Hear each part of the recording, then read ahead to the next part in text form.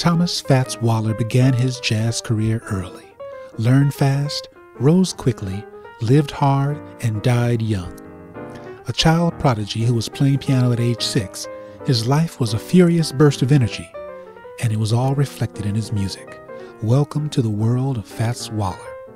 Joe Louis, Legs Diamond, George Gershwin. He knew them all. Harlem, Hollywood, Paris, London. He saw it all.